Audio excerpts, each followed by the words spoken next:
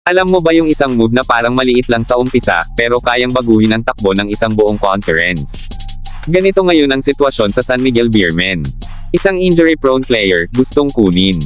Isang import, biglang nagbago ang takbo ng team. At isang draft class, na posibleng mag-reset ng power balance sa PBA. Pero ang tanong, genius move ba to, o sugal na pwedeng sumabog? Usap-usapan ngayon, kinausap na raw ng San Miguel si Gio Jalalon. Yes, si Gio. Yung kilalang hustle player, pero ngayon, galing sa injury. Technically, libre siyang makuha dahil nasa unrestricted free agent list siya ng TNT. Pero may twist, gusto pa rin siyang i-renew ng TNT once fully healthy. So bakit pipilitin pa rin ng SMB? Simple. Kailangan nila ng pace. Habang bumabata at bumibilis ang mga teams sa PBA, ang San Miguel, medyo naiwan sa ganong style. Marami silang veterans. At aminin natin, hindi na sila kasing bilis ng ibang teams. Dito papasok si Gio. Kahit galing injury, kilala siya sa energy, defense, at tempo. Yung tipong manggugulo ng ritmo ng kalaban. At isa pa, naniniwala ang SMB na hindi pa tapos si Jalalon. Nakayapan niyang bumalik sa form niya noong Magnolia Days. At kung iisipin mo, may point. Kasi ang isang player na matagal na bangko, hindi talaga agad babalik ang laro. Kailangan ng rhythm. Kailangan ng tiwala. Tanong ngayon, ibibigay ba yun ng SMB? Hindi naman long-term agad ang plano. Ayon sa reports, short-term deal lang muna, pwedeng hanggang 1 taon. Depende sa performance kung mai-extend. At malinaw ang role. Reliever ni Chris Ross. Which makes sense. Kasi hindi na rin bumabate si Ross. Pero eto ang catch. Kilala rin ang SMB sa mahilig magbangko. So kung hindi siya mabibigyan ng minutes, baka maulit lang ang nangyari sa TNT. Kaya ito talaga ay high risk, high reward move.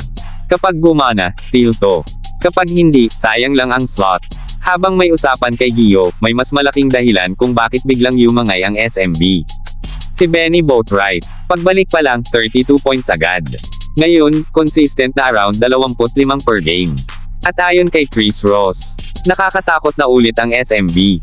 Medyo mayabang pakinggan, pero may basehan. Kasi aminado rin sila, import ang naging problema nila dati. At ngayon, mukhang nahanap na nila yung tamang pyesa. Familiar na si Boatwright sa sistema. Kilalang kilala na si Coach Leo Austria. So chemistry, check agad. Pero eto ang tanong. Kaya ba niya dalhin to hanggang playoffs? Kasi doon nasusubok ang tunay na import.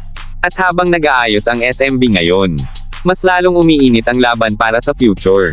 Dahil paparating na ang sinasabing pinakamalalim na PBA draft sa 2027. Mga pangalan pa lang, grabe na.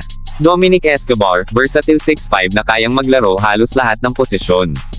Remy Martin, NCAA champion, high IQ point guard na pwedeng magbago ng laro ng isang team overnight. Thirdy Ravenna, proven winner, international experience, at leadership. At syempre, Aitan Albano.